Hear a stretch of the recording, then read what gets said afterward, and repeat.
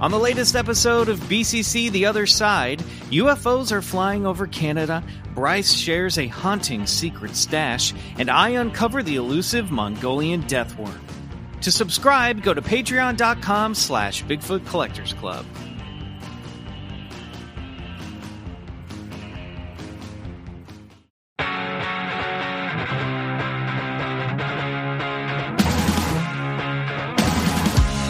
It's Bigfoot Collectors Club with Bryce and Michael.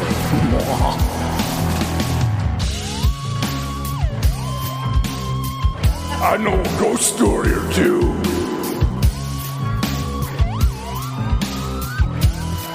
Let's do this. Everybody, welcome to... Well, hello, everybody. Welcome to... Jump the gun there. Jump really the gun. excited. I'm excited. You know what? I am. Guys, it's Bigfoot Collectors Club. I'm your host, Michael. The show where we talk to amazing guests about their personal paranormal history and share stories of high strangeness. You can hear me like slow, like, just little slow off tonight, huh? Pump Take your the time with brakes it. just a little bit. I'm your host, Michael McMillan. With me always is your other host Bryce Johnson. and our super producer, Riley Bray. Oh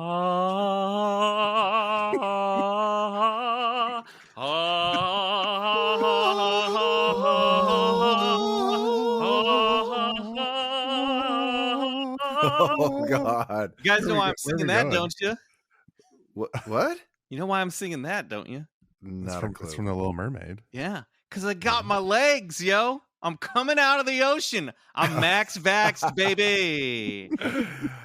I'm gonna go Nice. find me a prince. Nice. Congrats. Oh.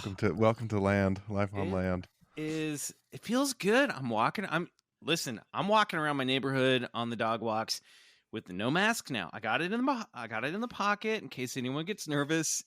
But literally, this is my approach. If I see someone coming and they have a dog I want to pet and they seem cool, I say, I'm max vaxxed.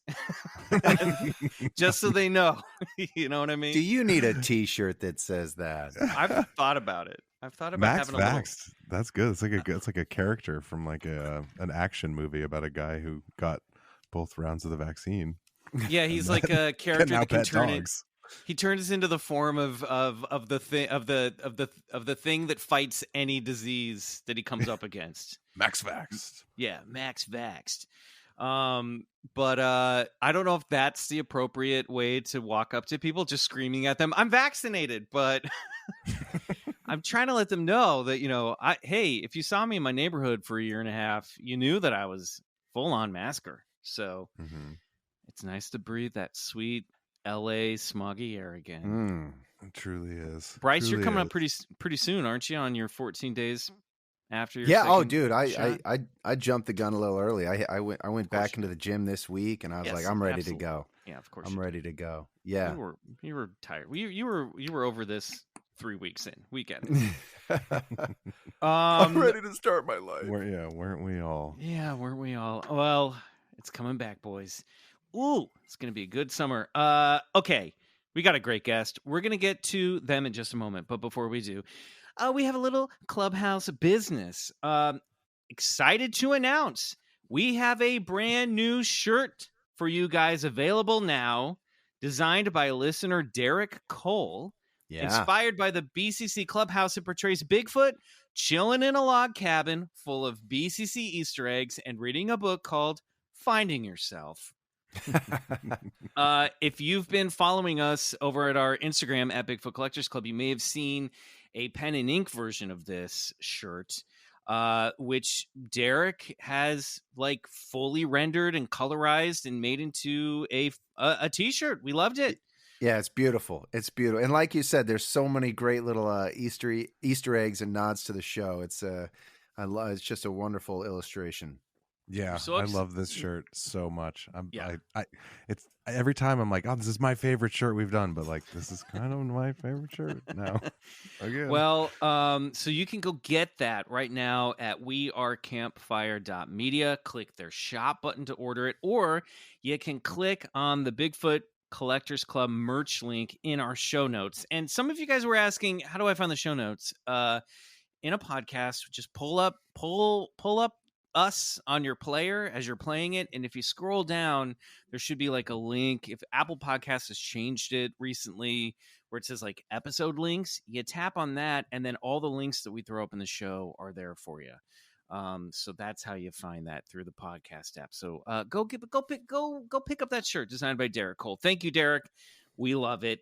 And speaking of the podcast app, if you want to support the show without dropping a dime, like you could if you subscribe to the parallel dimension of BCC, The Other Side, our Patreon, where you'll get 3 to 5 bonus episodes every month for $5. That's over on patreon.com/BigfootCollectorsClub. But if you don't want to do that, and you'd be crazy not to, go to Apple Podcasts, please. Give us a 5-star review. And if you do, boys, what will we do? You're going to read it on the air. I might read it on the air, like this one. From Geos1234, a paranormal gem. Geos writes, 5 stars. The cast have great chemistry and a fantastic sense of humor, and their knowledge of the subject matter is geek philosopher level. This is one of my favorite shows. Nice. I like that. Yeah, I think that's right. I think we're not experts, we're geek philosophers. I think that makes sense. I love that. Yeah. That works. So do all that. Thank you, guys. Let's get to this guest. This is the real reason everybody's here. Oh boy. Guys, we've done it again. We've nabbed a real star. Tonight's guest is an actor, a comedian, a podcaster, a writer. She currently stars in the brand new Peacock comedy series, Rutherford Falls. Club Scouts of all timelines, please give a warm welcome salute to Jana Schmieding. Woo! Hi! Woo! Of all timelines, that's so inclusive. Yeah. We got everybody. So everyone that ever lived or will live. Such diverse, inclusive guys. Covered. Yeah, we try to be. We come up short often, but every time I'm like Club Scouts of America. No, it's got to be the world. No, it's got to be the nope. It's got to be all timelines. That's what it is. All timelines in the multiverse. All possibilities. Everyone who considers himself to be a Club Scout, we welcome you, Jana. We are so excited. Before we get into all the spooky stuff, I gotta let you know because you're coming on the show. I watched the first 2 episodes. Finally. Oh, great. Of Rutherford Falls this afternoon. Oh boy, are you a delight in a true star in the show. Thank you. So fun, so funny. I'm sure people say this, it gives you, it's a partly Michael Schur show. Mm-hmm. It's got that like Parks and Recs vibe and some of the Office vibe. So if you like those shows, you want to check this out, but you're so good in it. Thank you. Do you want to tell everybody what it's about?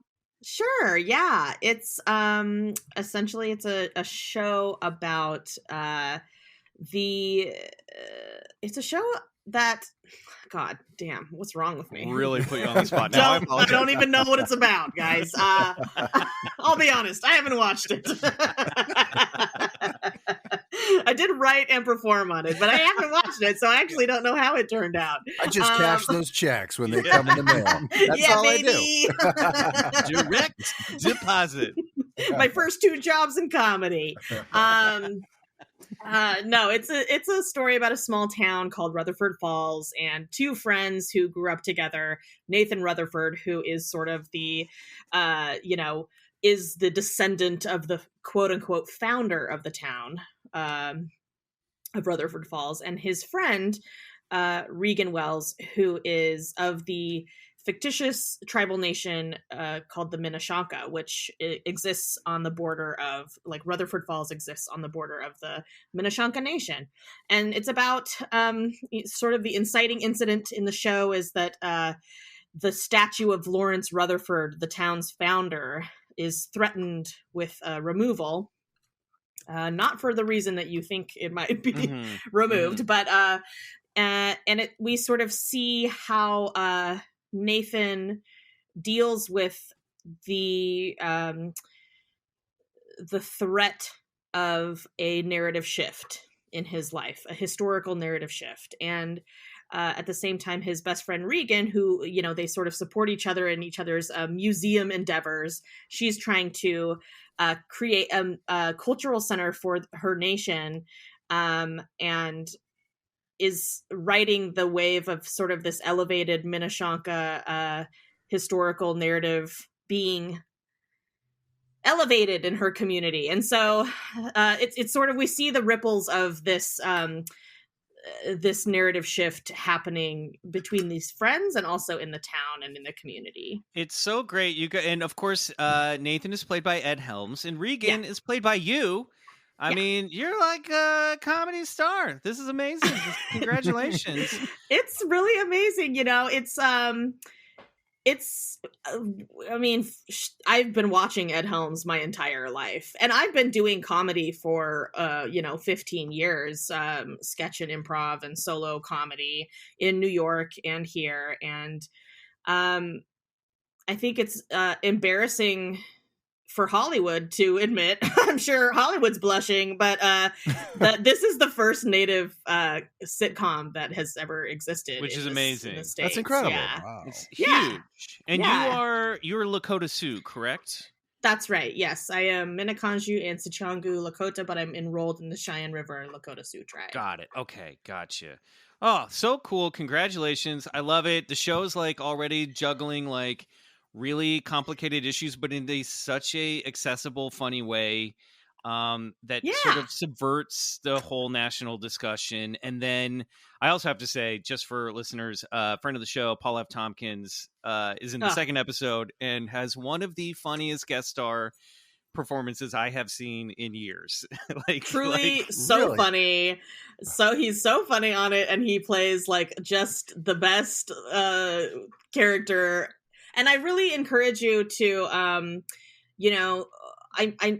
know that like Peacock is kind of another streamer that everybody's like, yeah, I gotta get Peacock, but you're gonna watch Girls 5 Eva, and you're gonna love that. You might as well watch Rutherford Falls on Peacock. And I will say that you can get a free 7-day trial on Peacock and binge Rutherford in those 7 days if you don't do it. Pay. That's the way to go. Yeah, do that. And the first 3 episodes are free, but you don't even need to sign up. You know what I mean? That's right. Like, and the show really starts cooking with the native storylines, especially in episode 4 and beyond. So, I'm really excited for people to watch. I tell you what, Peacock's got my money now. I really love the show, and you're great on it. I cannot wait to see playing such a specific, funny, like real person. You know what I mean? Which is so which is something we've never seen in native characters on TV and film made by white people, literally ever. Wow. I was reading an article today, and I don't think it was you. It might have been one of your co-stars. Maybe it was you, where someone was like, yeah, usually when you see a Native American character on a show, they like turn into a werewolf. You know what I mean? Yeah, that was Sierra. Our showrunner, Sierra Teller Ornelas, is Navajo and Mexican American, and she's really good at. She used to work at the Museum of Natural History, the National Museum of American Indian, which is a Smithsonian museum in DC. And she talks about how, when Twilight came out, a bunch of girls like came to NMAI, and they were like, we want to learn about the Quileute people.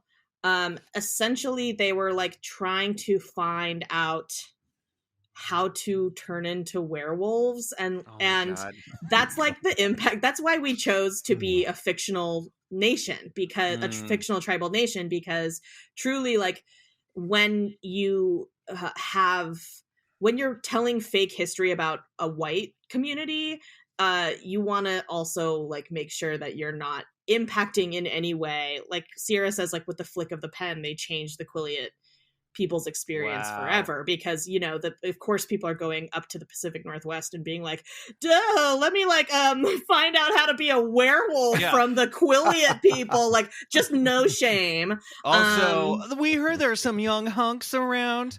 Maybe they could sign my DVDs. I don't know. Totally. So yeah, we truly are like, Native people are really relegated to like either magical, and this is not even just in entertainment, like this is true for just like existing in life, but like either magical, like hippy dippy spiritual weirdos, or leather and feathers. You know, we're Right. trapped in the past. So there's a lot of Time to stories that are told expand. about us, but not not our stories from our own experiences. And this is one of them. There were 5 native writers in the writers' room, including Sierra, our showrunner. That's amazing. That's so cool. Well, everybody go Yeah. check it out. It's great. It's so funny. I love it. Another it's got that I love Ted Lasso. I was like, oh, this is giving me the Ted Lasso vibes. I love this. This is good. You know what I mean? Yeah. It's a healthy a healthy approach to storytelling, I think. Yes. Oh, well, thank you for being here. Now we ask the question applies to everyone's magical background, which is wherever you come from. You set yourself up nice, Mike. Nice. Little boy. From all timelines. Yeah, from all timelines. What is your personal paranormal history, Jana? You say you listen to the show. You must be into this stuff. Oh, hell yeah. Listen, I will say that notoriously native people, at least the native people that I grew up with, pretty conspiracy theory fans. Oh wow. You know, we have been wronged by the government. Sure. Yeah, that tracks. Yeah, we're not a trusting. Yeah. You know, we don't trust the government's lies. So yeah, we have a lot of we also, I think, have a really, I don't know, I want to say decolonized approach to spirituality, ghosts and spirituality, and a real understanding of existing simultaneously with our ancestors and you know, not but anyway, point is, I watched a Lifetime TV movie in 5th grade about alien greys. Yes. Impregnating women, and they were going to self-help, group therapy Was this about it. Intruders? This had to be Intruders. It had to be. I remember you guys maybe covered it, or maybe Mark. I can't remember who did cover it. I think it's Intruders because that was our friend Brie Blair played one of the women in a flashback. Right. She's been on the show, Oh, and that was shit. is this the one where the little girls chase the little boy out to the lake, and then they see a flying saucer over the pond, and then he turns and looks at them, and he's got an alien human hybrid face. I don't know, but if I But saw I'm the watching picture, that shit.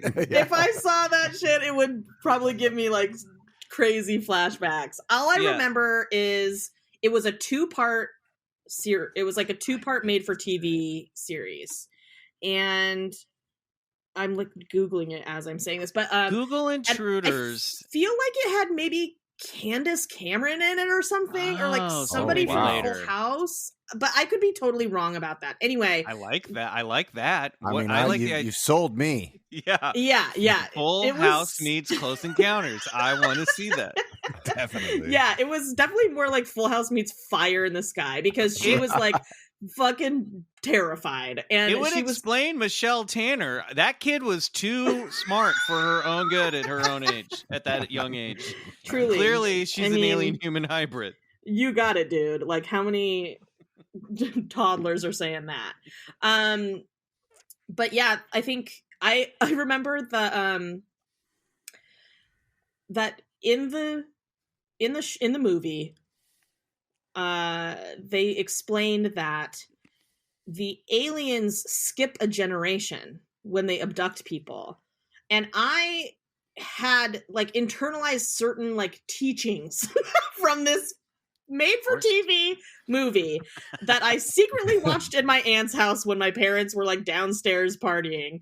I had mentally made a note of I gotta watch this movie. I was fascinated. And so and then I couldn't sleep for 5 months. I was having terrors at night because I thought I was gonna get abducted. I lived in rural Oregon. I was surrounded by forest. Oh yeah. Pasture and forest, and the moon would crest at night and cast amazing shadows through the woods into my giant bedroom window, and it was just like I just like lived in where you would expect to get abducted. I like grew up in that zone, and I was like, dude, it's gonna fucking happen to me. I need to just like figure out how to accept that this is my life. Oh, I It's get it. horrible. No, I was that way, and I would often like think about on road trips and stuff or vacations. I'd be like, well, I'd never want to live here because I would absolutely. There's too much room for a UFO to land. I would absolutely get abducted. Yeah, and then you're like, oh, if I think too much about it, is it summoning them? Yeah, But you're I gonna can't cause it to not happen. think about it. Like, oh god, but I was also fascinated. So like I both like was afraid and I was also fascinated. And so I was doing a lot of research and like, you know, going down before like internet rabbit holes existed. Oh wow! I was just like reading about it. Do you And, remember? you know, Do you remember any of the books you read? No, but they weren't the degree of books that you're reading, Bryce. You are like a deep researcher, and I was reading. I will say this: I had family friends in Oregon. You know, Oregon is very very bought in on Sasquatch, Of course. on Bigfoot. It's Bigfoot country up there. And I grew up in the Willamette Valley, you know, right along very close to the Pacific Crest Trail. And I had family friends who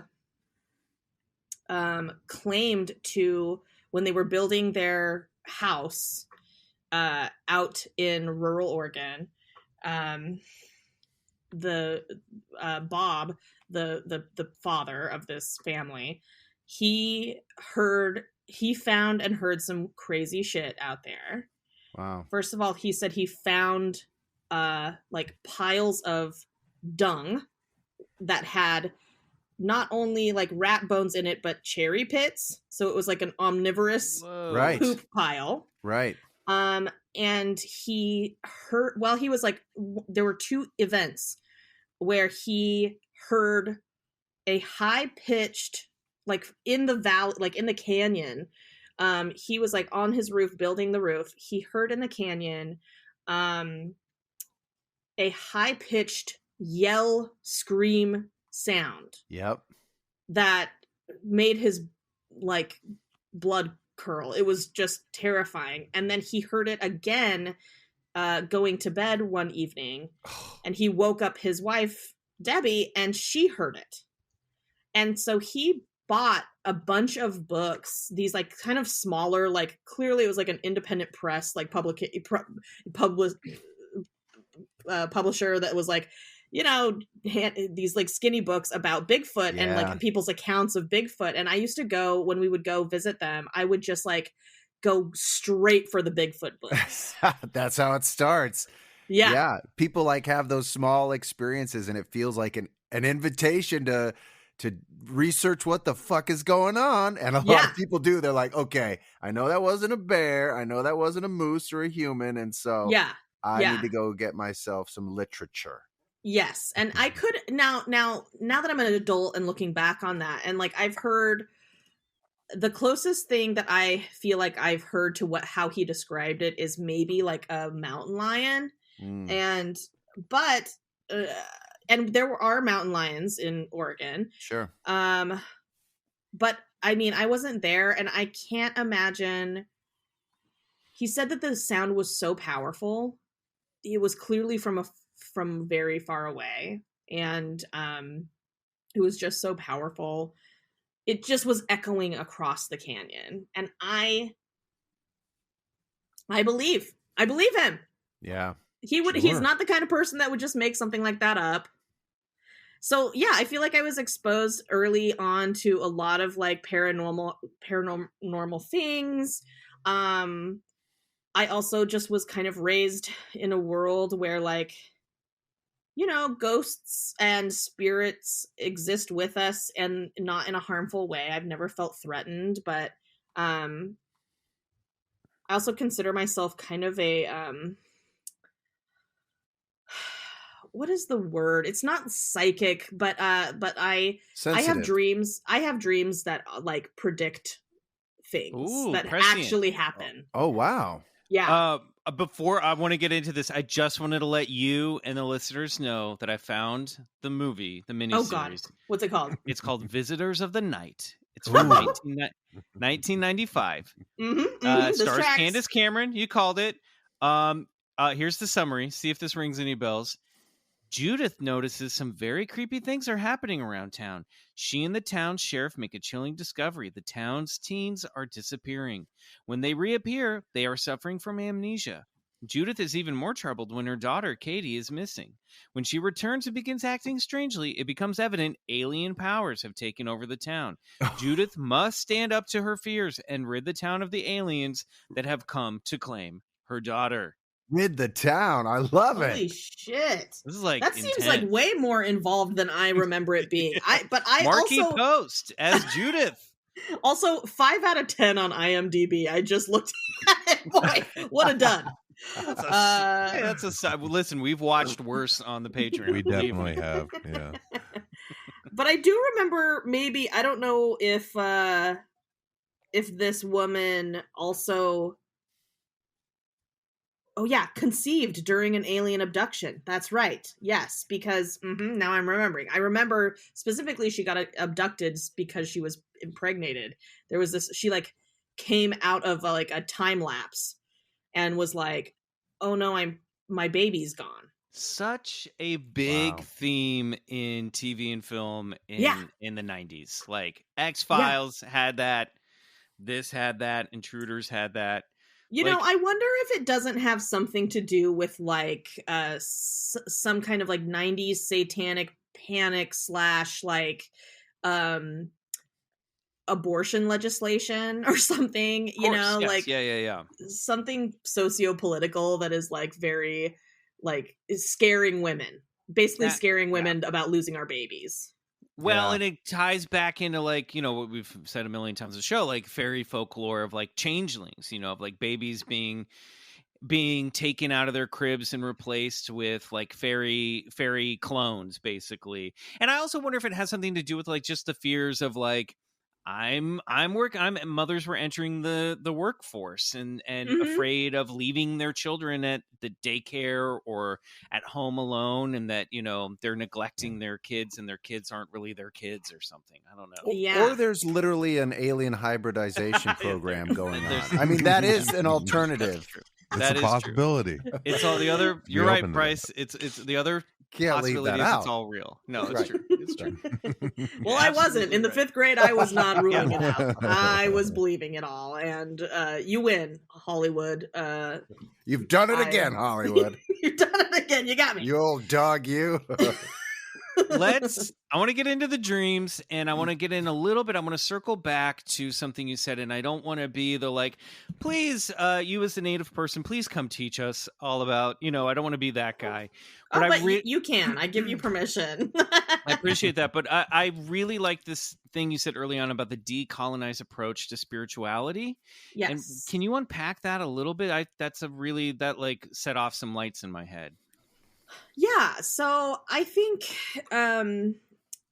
ultimately this land is indigenous land, and really Native people have been occupying this place called United States or America or whatever for thousands and thousands of years. So of course we have our own, there's 540 different sovereign nations, across this landscape, and that have their own religious beliefs, their own, languages, their own, some are matrilineal, some are patrilineal, some, many are like, have multiple genders, more than 2, and so I think I think we have a very limited scope in our current culture about what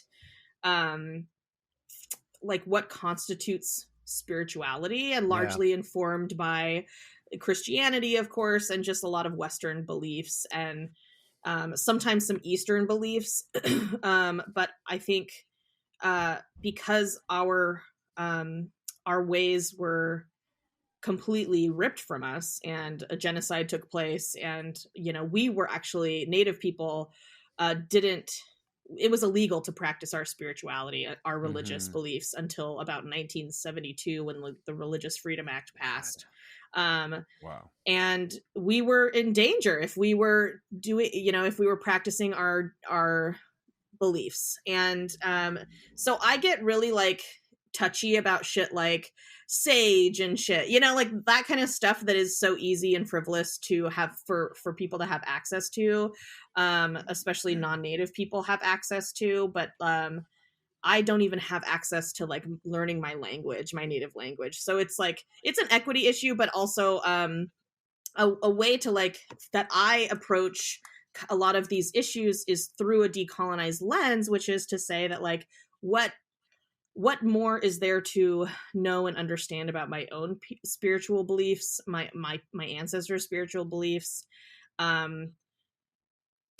pre-colonization, in essence, what kinds of things were we learning from this land, and were we in communication with this land about, that were informing our beliefs? And there's so much that we are separate from now that is a part of this land and the way that nature functions. And so yeah, I think that like some of that is, I don't know, I always think like it's so weird that when we have like ghost sightings and stuff, or we talk about ghost sightings, I think that like there's largely this like predominant narrative that it's like, oh, this colonial white boy is haunting the mansion, Sure. It's like, it's never not a white person, first of all, which is true. Crazy because some old nun, some Victorian lady. Yeah, absolutely. Truly, it's always Victorian. And our beliefs about like, oh, it's haunting a place, or it's haunting a time, or it's a, I think that these are just like really largely informed and very, I don't know, they just seem so stuck in place and time. And I don't know what's right or wrong. I'm like open to the bigger mysteries of the universe. But what I do know is that I come from a people who had like cosmology before there was, horoscopes. Yeah. A whole cosmology, and a way of navigating their life by the like lunar calendar, like this, there's just ways of existing that are beyond this way that we know now. And so it helps me to sort of like question the way in which we look at like the paranormal. I think that's 100%. It makes so much sense, and it's tough too. I mean, I know a problem that I come across when researching stuff, in stories of high strangeness is oftentimes, especially when you get into Bigfoot and some native people's mythology and stuff, they'll be like, the natives called it Sasquatch, or called this creature this, but you're usually getting that information through a white author, what I mean? And so I'm like, did they? I don't know. Did they?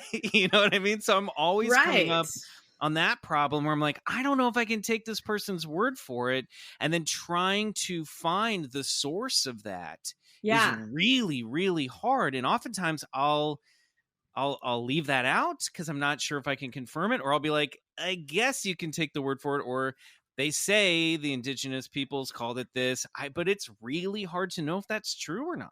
It's hard to know that if it's true, and I've approached this idea with a couple of my native friends and colleagues and been like, God, I just really want a podcast that is us telling our own spooky stories. Right. But it's such a sensitive issue because of the acts of colonialism, and because of like goop and shit.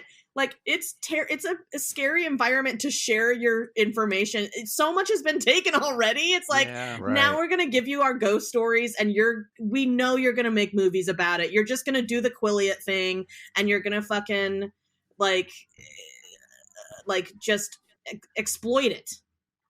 we don't trust that outsiders can handle our stories with care. And that mistrust is like based on proof that literally it's always not handled with care. Sure. I mean, we handle most of our stories of high strangeness without care. We don't know what we're doing, no matter where it comes from. That is true. So I get it. No, it's true. It's and it makes it hard. You know, doing this podcast brushes into so many different backgrounds and territories, but the one that comes up a lot is this issue being here in the United States. And you're like, I don't know, was Thunderbirds a thing? Was it? I don't know. You know what I mean? Yeah. So. I mean, it's like, I think about Lakota, like spiritual beliefs a lot. And it's just like, when I learn about it and read about it myself, you know, and it's so different. It's so different from what I understand to be true, you know, like the origin story of the Lakota people is feminine, and it comes from a white. It is a what do we call? It's a woman who is seen at first by a few men. And she's a buffalo. She's a white buffalo calf. And so her name is White Buffalo Calf Woman. Cool. And she turns herself into a woman from a buffalo. So you already have like cryptozoology in our actual like religious beliefs, you know, and we call like the god, like it's the gods in the West are the thunder beings, and they come when the thunder comes, and the image of that is like horses, like mustangs, you know, galloping through the clouds. I mean, it's very Eastern feeling, you know. It's not like a monotheistic rigid sounds like system. Perchta in Eastern European, like the Norse gods, you know, the wild hunt, you know, they're like ghosts riding through horses during a winter storm, you know. And I can only imagine sort of just the wellspring of spirituality when it's sort of unsullied, when you're vibing with nature. I mean, all one needs to do is to, you know, and I've vibed with nature and shit talks to me. You know what I mean? It's like absolutely, and just all kinds of things spring from that. Relationships, you know, big and small, and I mean, talk about incredible. Magic. The relations that we have with like our surroundings, like and you know, Lakota people and most indigenous people on these lands didn't have a hierarchy of relationship like we do in our culture, where it's like humans are at the top of the food chain, and then below us are like, you know, and we cultivate plants so that we feed ourselves. We're not giving back. Like, we have a completely different approach where humans are a part of the ecosystem. You know, we're not dominating the ecosystem. We are a crucial element. We are planters as much as we are cultivators, and we are you know, hunters as much as we are like people who, you know, a lot. There's this huge narrative that like white people have that is like, we settled the Wild West, and it was just a wild landscape. When the reality is these lands were cultivated over millennia. Like, they were highly cultivated. They were cities. Absolutely. No, and we settled them. I think we conquered the wild landscape. Have you seen the guns though?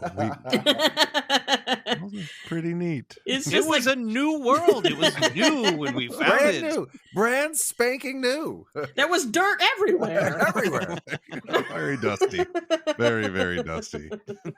But it was a beautiful and bountiful because we had made it so, and we worked the land, and we created these migratory patterns in collaboration with the animals so that hunting was more manageable. And you know, of course, that's how we lived.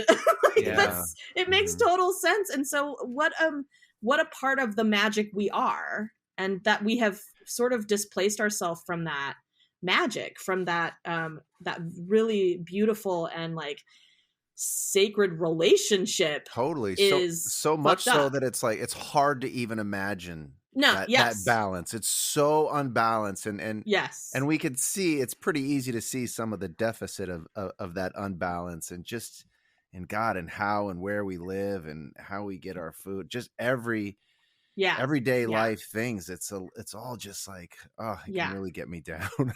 I highly recommend Bryce and any of you read a book called Braiding Sweetgrass by an Ojibwe author, and she's a native botanist, and she talks about this relationship, and it's really beautiful. It's very calming, and it reassures us that like we can return to that. Like it's cool. It is possible, and it should be possible. But anywho, back to the ghosts and spirits. Right. Well, speaking of magic, what about these dreams? What are you seeing? What's happening? Give us an example of one of these prescient dreams coming true. God damn. I feel like I need to like really, really like, I've always been a dreamer. A person who has vivid dreams. I've also played with dreaming, like in my adolescence a lot. I was like reading about lucid dreaming, and I was reading a lot about what is it called, astral projection. And getting into that kind of stuff, because I was noticing that my dreams were impactful in my life. Like I was having like real weird experiences where I mean it and it often wasn't like so prescient that I would wake up and be like, I gotta go to One World Trade. You know, it was like I would have a scene in my dream, and then the next day that exact scene would happen in real life. You know, just like a weird match. And I really believe, and I do to this day, that our dreaming life is a life. It is a different reality. I believe that I experience a different reality when I go to sleep. 100%. And we still don't know much about what that is. You know, scientists are really sort of just grasping at straws, trying to figure out, you know, what comprises that dream world, and how is information pulled from there and verifiable here on the other side. It's incredible to think about. And, you know, I've actually just picked up a book again on lucid dreaming. I'm starting to read about it again and trying to get back into it. And I've sort of discovered that, you know, astral projection seems to kind of go along with lucid dreaming. I hadn't realized that before. Have you ever had any sort of successes with astral projection or anything like that? I can't say for sure if I have or have not, because it's really hard to like test the system, you know? Right. I think like I haven't gone into like an in-depth study myself where I'm like I come back to my body and I get on my voice notes and I'm like, I just went to Korea, you know, like it's like it's never been like that deep of a study. But I definitely have gotten good at lucid dreaming to the point where I know I have like I taught myself how to drive a manual, like how to drive a stick shift in a dream. That's amazing. Yeah, it was crazy. I dreamt about, I had never driven one before, and I dreamt about that I was driving and I knew how to use the clutch and to push it down and take my foot off the gas. I mean, I guess it's not like something that is like, holy shit, you couldn't have just like picked that up from watching somebody drive one. But I didn't grow up, you know, with people driving a ton of Did Candace cars. Cameron show you how? It was me and Candy. And instead of a stick shift, it was a UFO. Oh, wait a minute. Yeah, but like and then I was in my friend's car That's a trip, day later, and I knew I was like, let me try to drive. I think I know how to do this. And I tried it and I knew. I like just remembered.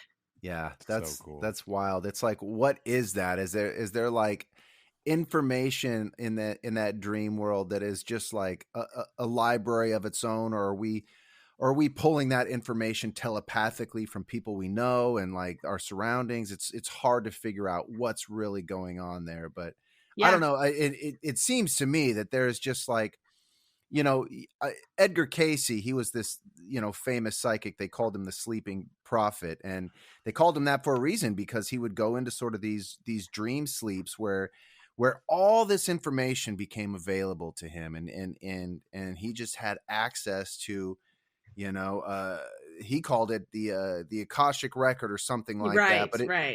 But it was through his dream world. It was through his dreams that it was like, pulling up an index at a library, and he could just find out whatever information he wanted, but it was through his dreams. It's insane. Oh God. I would love that. I would love to just like be in a dream and like go into a library and be like, show me how to make bibimbap.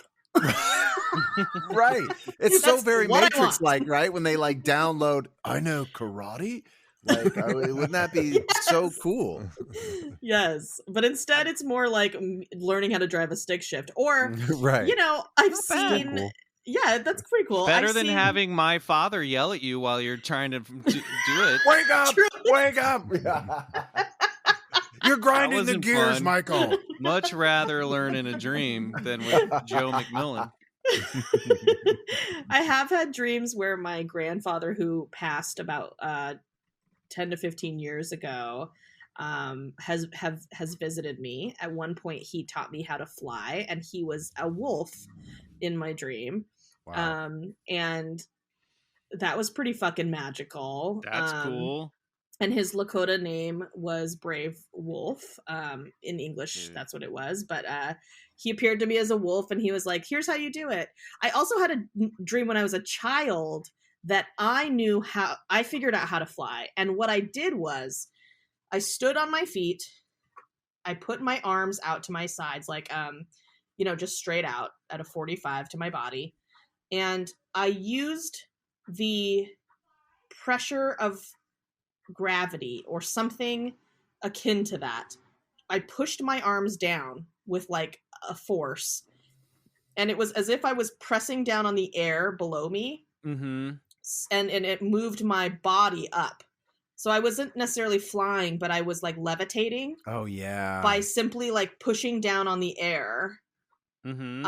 And letting like my lighter density rise. It was very strange. But I swear cool. I was like, this is how it's done. Yeah. Yeah. That tracks. I always have telekinetic dreams where I'm like, okay, I just remembered how to make this remote control float and come to me. And there's like a thing in my mind in my dream where I sort of cancel out the rest of like, it's almost like I'm canceling out my knowledge of how you're supposed to pick the thing up. Yeah. And then I connect with it sort of with this intention between me and the thing. And I can almost feel it like sort of anchor.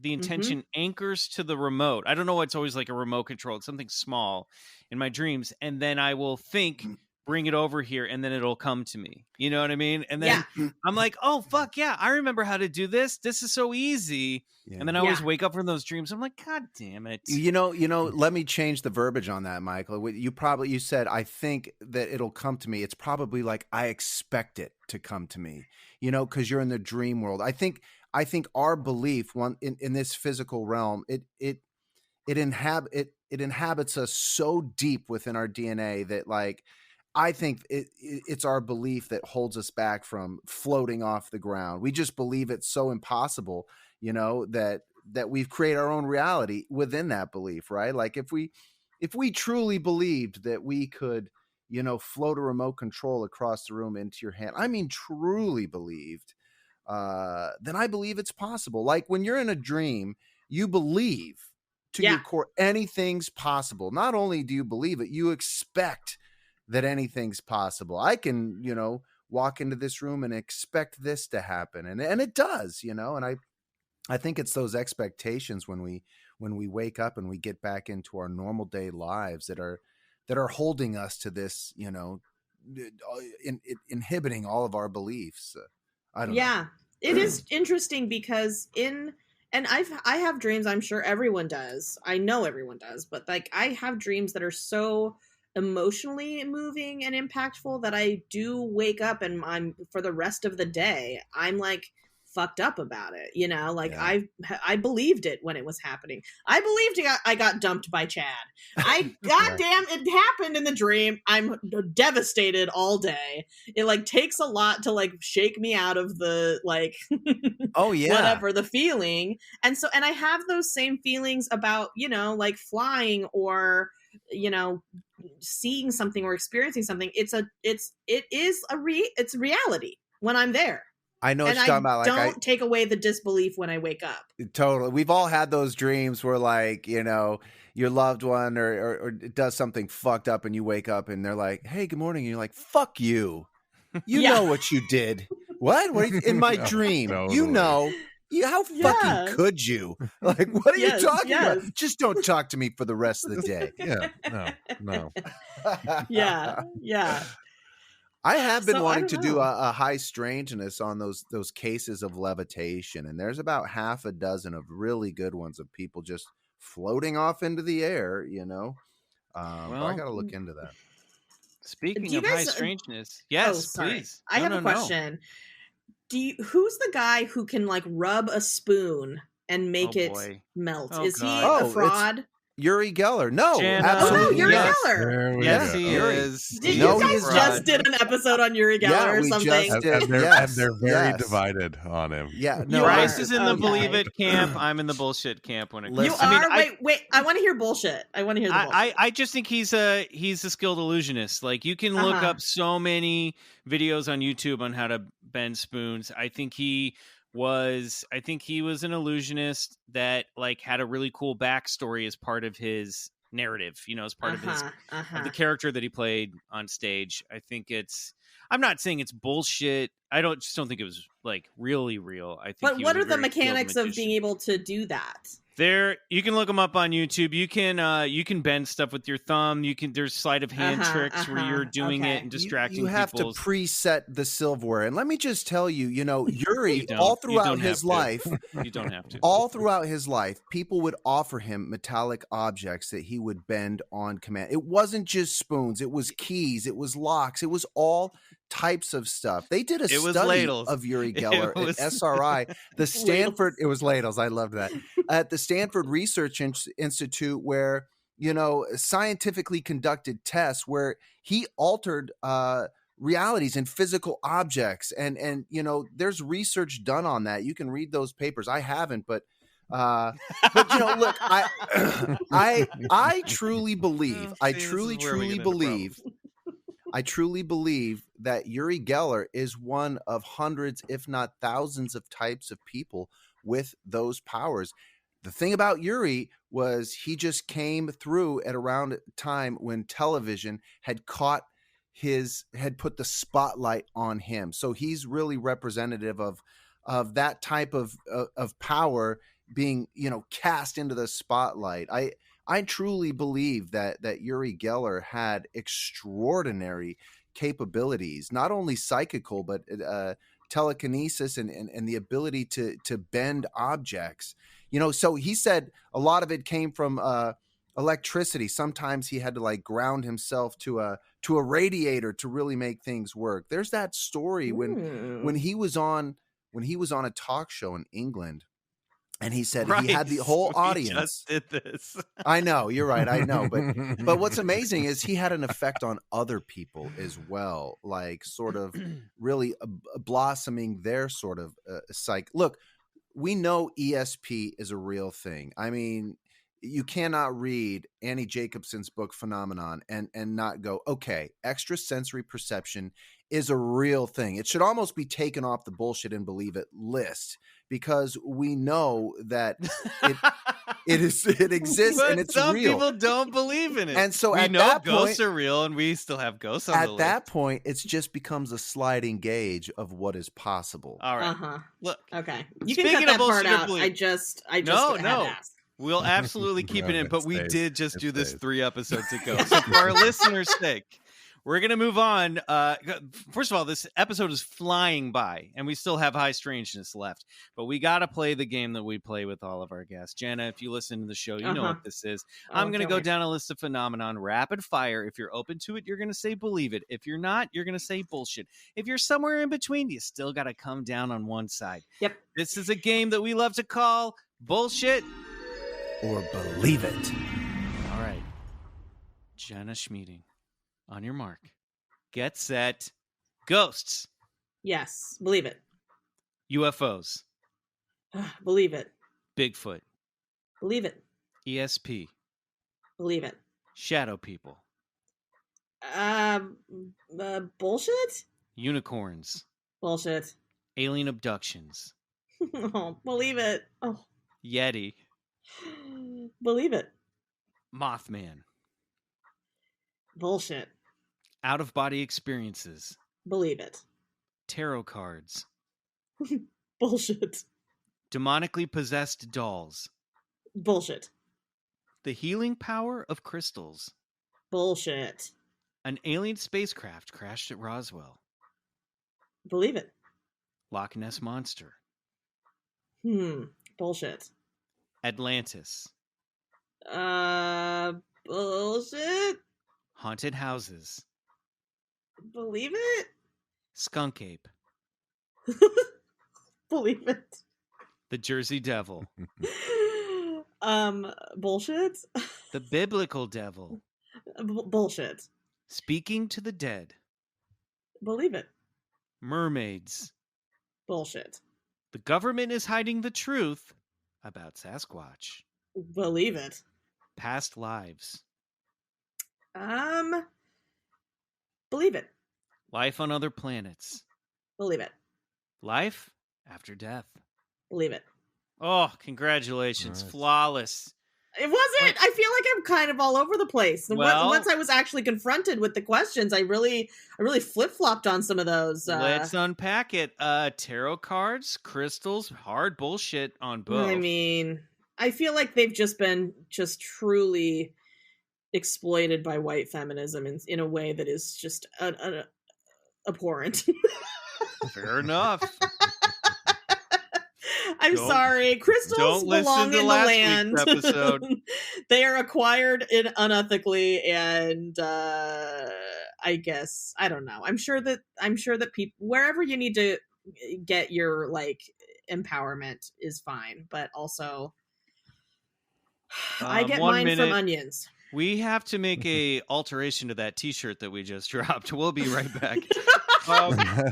What about the government is hiding the truth about Sasquatch? Hard believe it on that one. You know, I just watched a documentary on Hulu, a documentary series about Sasquatch. Called Sasquatch, correct? Called Sasquatch. Yeah.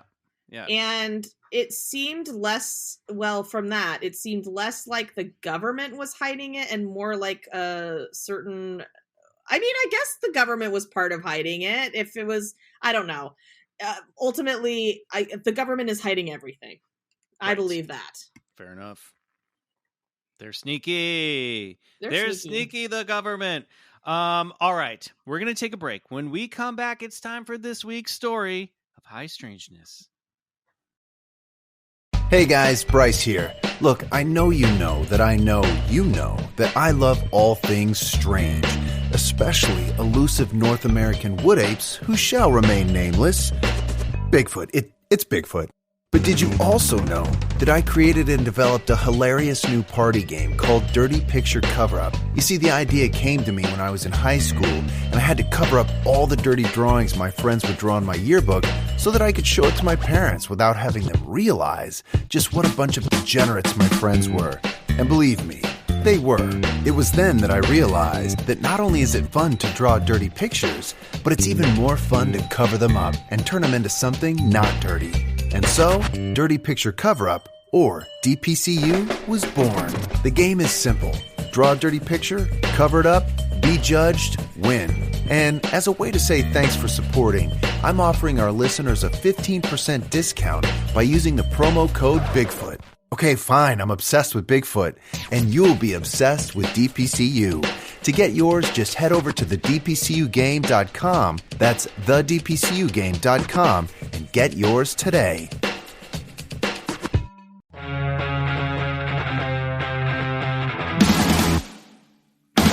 All right, it's time for this week's Story of High Strangeness. It's a Bryce episode. Uri Geller Part 2. Bryce, go for it. Did we lose Bryce? Oh my God, did we lose Bryce? Okay, oh no, you jinxed it. Oh my God. No. I was on mute. I was yelling at my kids. Oh. I was on, and I did a ladle joke off of your Uri Geller thing. Oh but, boy, it's lost in the multiverse. Oh, now. we'll never Fair know enough. that.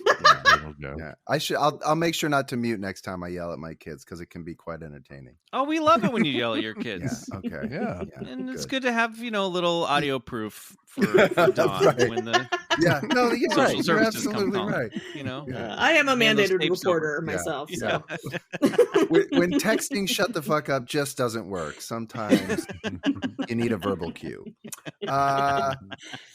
This next story of high strangeness takes place some 200 years ago in the small town of Gévaudan in the southeast of France. An unassuming village that consisted mostly of peasants, shepherds, and farmers doing their best to eke out a living.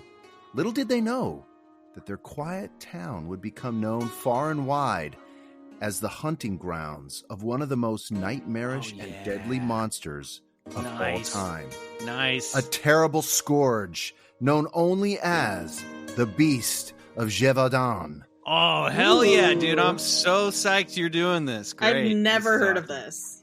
A lupine-like creature that even still today makes people who inhabit the area shudder. It all started in June of 1764 in the Mercois forest near Langon in the eastern part of Gévaudan. A young woman named Marie-Jeanne Vallée was out watching her cows when suddenly from out of the forest's edge a hideous black beast came charging at her. Her dogs fled in terror, and if that weren't for her cows who kept the monster at bay with their horns, the creature would have surely devoured her.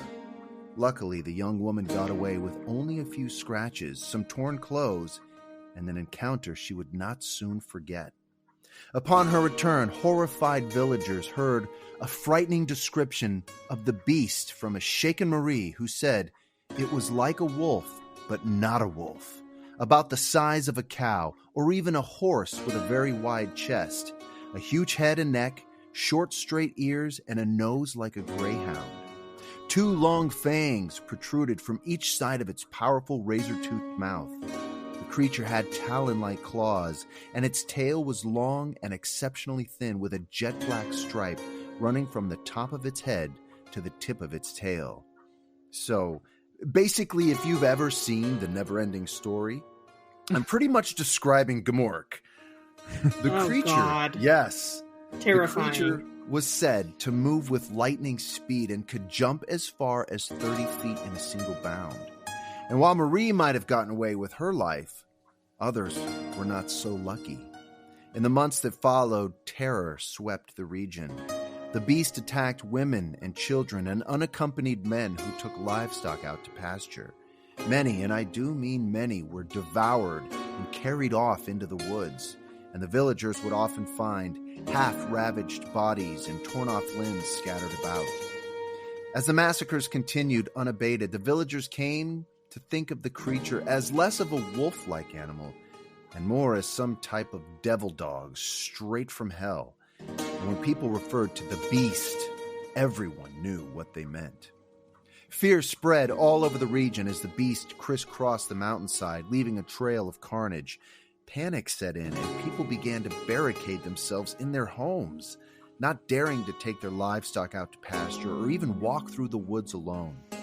The peasants of the town worried that their simple farming tools were no match for the beast, and to make matters worse, hardly any of them possessed firearms.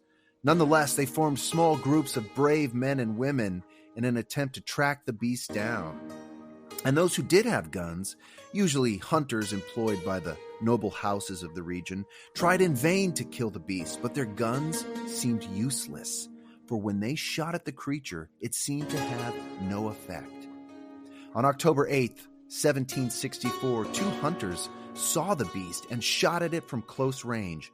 This time, the creature fell, but to their surprise, it immediately got up again. They shot at it again, only to have the same thing happen. And although the beast seemed unsteady on its legs, it managed to run off into the forest and escape. The people of the village were sure that it had been sorely wounded and would be found dead the next day. Unfortunately for them, and much to their horror, several more victims were killed in the days that followed. From this episode, the legend arose that the beast could charm firearms. The next month, a Captain Jean-Baptiste Duhamel took firm control of the already out-of-hand situation. He organized enormous hunting parties with every able man available, led by his dragoons of mounted infantry who used horses for mobility but dismounted to fight on foot. But his efforts were useless. The beast proved too quick and too intelligent to let itself be caught in the captain's trap. And over the course of several weeks, every time one of Duhamel's dragoons thought they had succeeded in killing the creature, it somehow always managed to escape. A large reward was offered for the capture of the beast, dead or alive, which brought hunters from all over France. The bounty went on for months, and in the end, the peasants became disgruntled with the efforts. They'd had enough of the bounty hunters who ate their bread, trampled their fields, and invaded their houses. As if to pour salt on the wound, the beast launched into a massacre of the villagers right under the noses of the hunting parties. By this time, stories of the beast reached legendary status, spreading in newspapers from Boston to Brussels, becoming one of history's first media sensations, prompting the King of France, Louis XV, to take action. He sent a man by the name of Denneval to the district. Denneval was a reputed hunter who was said to have killed over 1,200 wolves, and so he began tracking the beast with 6 of his best bloodhounds near Malzieu in February of 1765. Now, he'd been in the area for about a month when 3 children from the Denis family, Julienne, her sister Jeanne, and her brother Jacques, were watching their livestock near Malzieu. Jacques was busy lighting a fire, and Julienne had wandered away when suddenly Jeanne let out a great cry. The beast was upon her, seizing her by the head. Jacques somehow managed to save his sister by throwing the beast into the fire and holding it over the hot coals. But the howling beast got away. Jeanne was left with 2 gaping wounds, one behind each ear and a torn shoulder.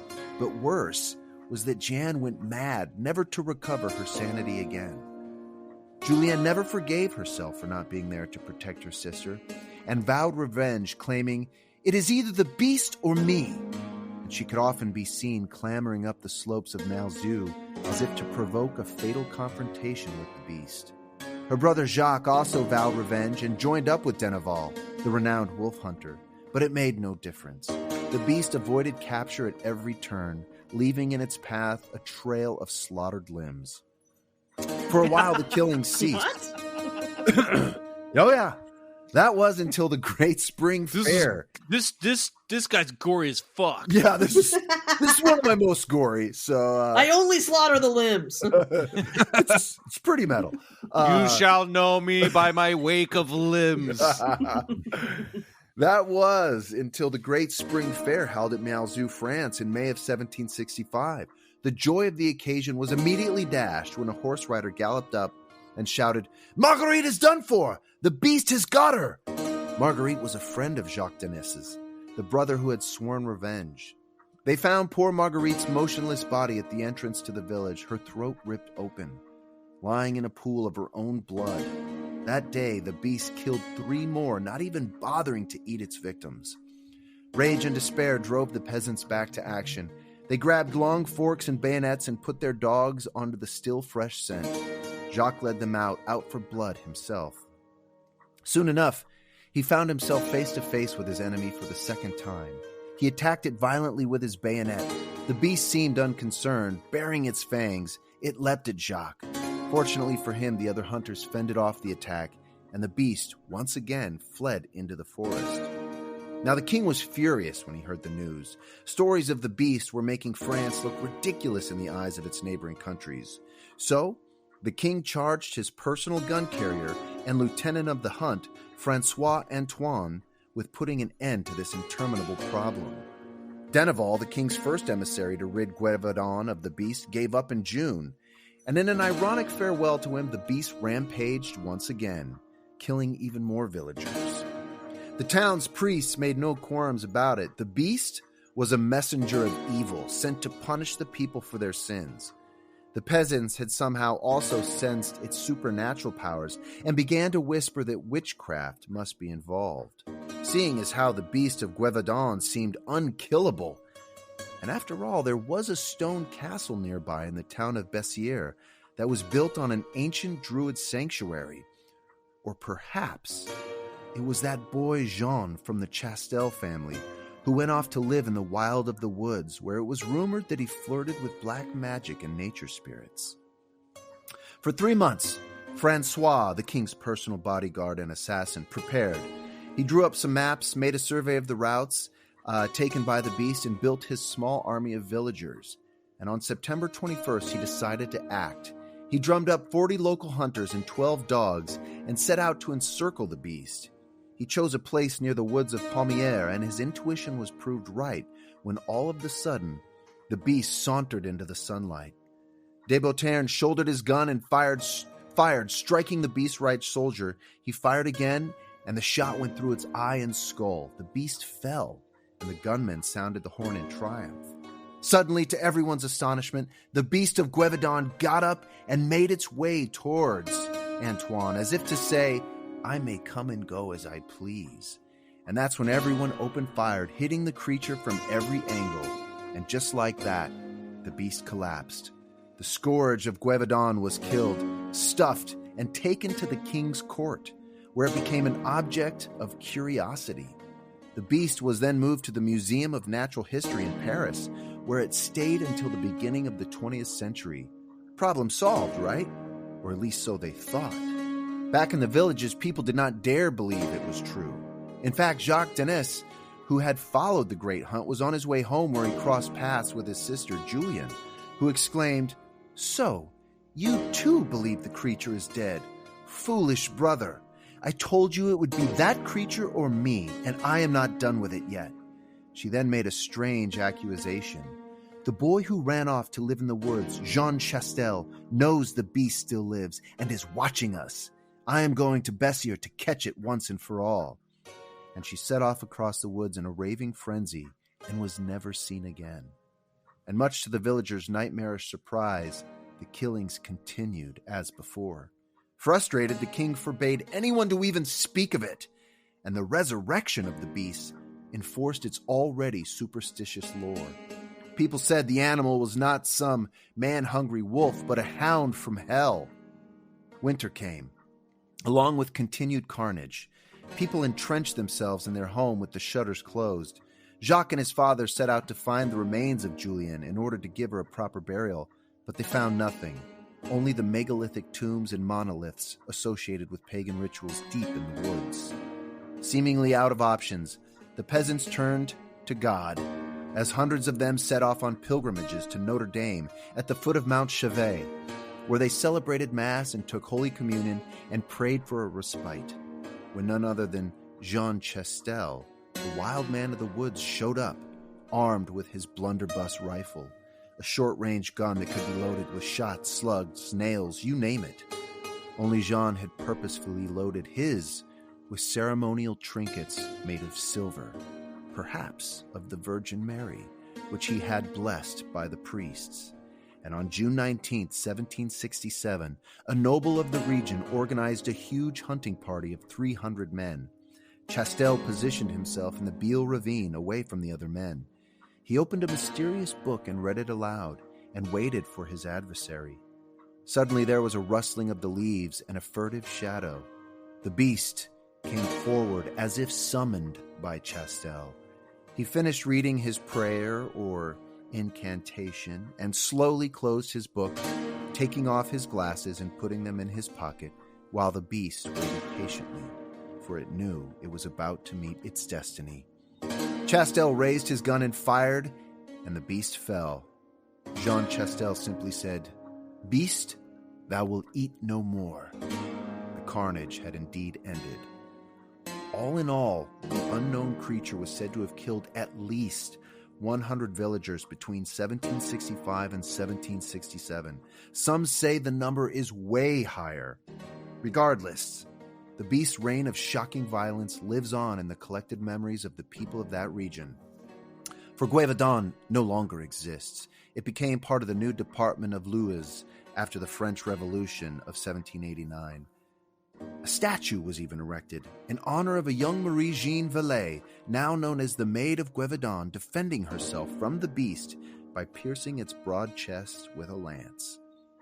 And on the very spot where the beast was slayed, even up to this day, the grass no longer grows. And that is the story of the Beast of Gévaudan.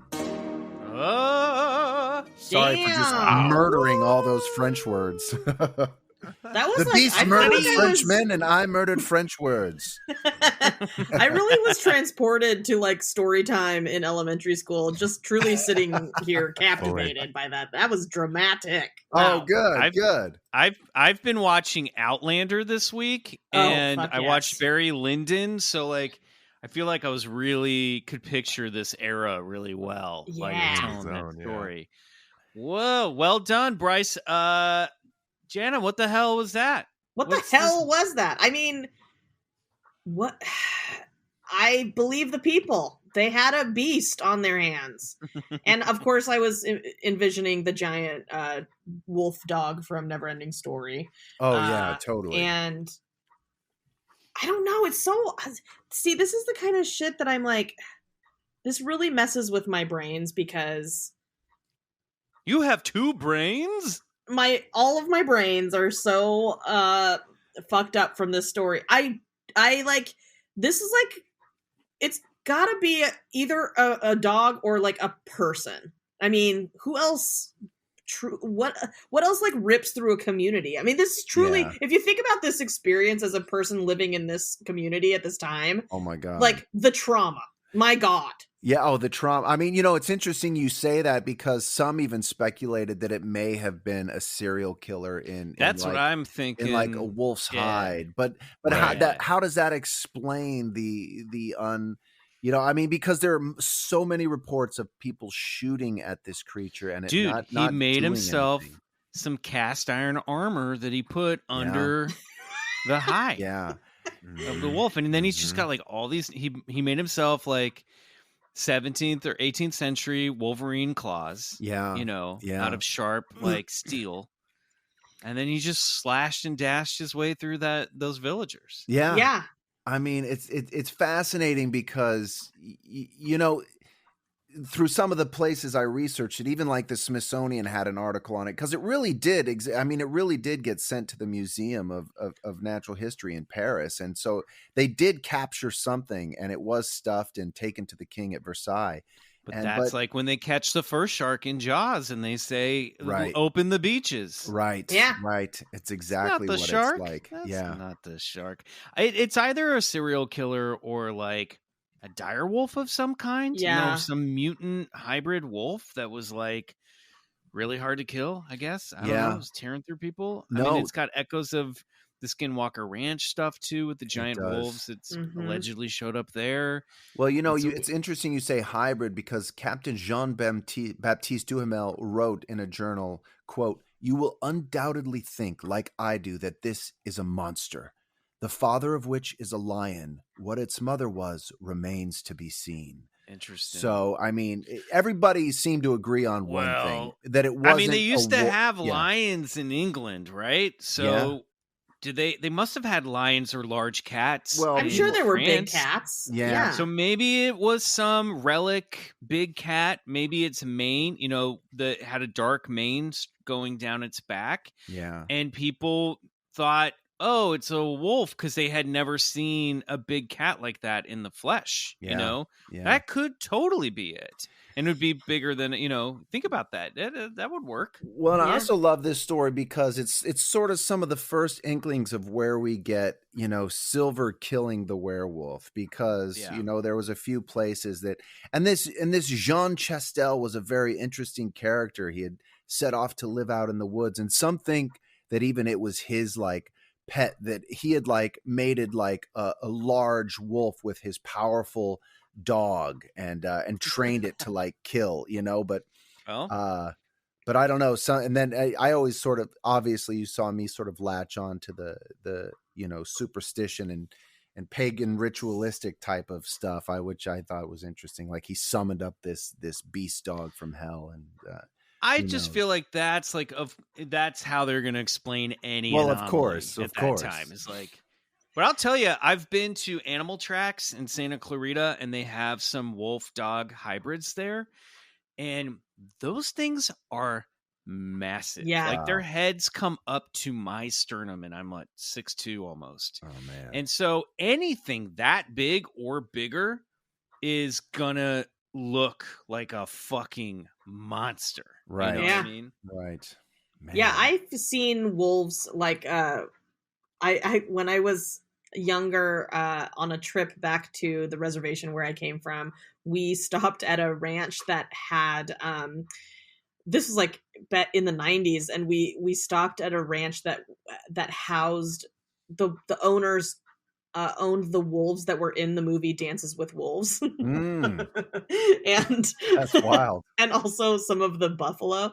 But I remember, there's in these giant pens, these people like had these wolves like living, and they were huge, right? And they would like come up to the cage or the pen, the chain link, and the wolves would stand up and put their their front legs on the person's shoulders, and would be a foot at least taller than the person. Wow, just huge. No good. Yeah, no bueno. Well done. Another one for the books. That's a classic. Oh, and I was going to mention there's a movie called Brotherhood of the Wolf, a French film. Oh yeah, that's right. About this, which yes. I've never seen, and maybe we should do that as a movie club movie sometime over. Yeah, I read a little bit about that. One of the characters, I think the King's lieutenant of, it's based on that guy, Deneval, the King's lieutenant of the hunt. Cool. Yes. I think we should watch it. Yeah. Jana Schmieding. See, I did it. I knew oh my I God, was going to. Please keep that in. I've never heard that. That's amazing. I knew I was going to mess it up at some point. Jana Schmieding. We had a whole conversation before where I was nervous. Been really in my head about it. Almost made it. Jana Schmieding. My God. Schmiedberg is kind of rad, though. I'm not joking. Like, it's never that I've never heard, and it was. I don't know why. I have a friend whose last name is Silverberg, and somehow I just combined it in my brain when I was saying it. Schmieding, Ms. Schmieding. Thank you. Oh, such an idiot. Thank you so much for being on the show. We don't know where to find the Beast of Gévaudan, but where can people find you? Well, you can find me on the show Rutherford Falls on Peacock. You can also find me on social media at Jana Unplugged, spelled in a very America Online way, like Yahoo, Instagram, InstaChat, or whatever. But yeah, I'm on Instagram. I'm on Twitter. I'm not on Facebook, but you can follow my socials and see me around. Fantastic. Done. And please. Watch Rutherford Falls. Jana's great in it, and it's worth it. Check it out. Any word yet? Season 2? Anything? You don't know? No word yet, but I personally feel like it would be a huge mistake if they didn't pick us up for a season 2. Fantastic. That's just my opinion. Well, congrats Fingers crossed, on your success. That's awesome. Thank you. And thanks again for being here. Bryce, Riley, anything to plug before we head out? Just follow me on the social. I'm at Mr. Bryce Johnson on Instagram and Bryce O. Johnson at Twitter. Find me there. Great. Yeah, and I'm Peace Drone on Instagram. And we talked about it at the beginning of the show. Talk about it at the end. Please come check out our Patreon, Bigfoot Collectors Club, The Other Side. It's a labor of love, and there's a whole back catalog just waiting for you over there. So come check it out. Fantastic. Patreon.com/BigfootCollectorsClub. I'm at McMills on Instagram. Follow me there. Jana Schmieding, thank you one last time. Seriously. Thank you so much for having me. Club Scouts of all timelines. Until we meet again. Good night. go get regressed. Fantastic. I don't know where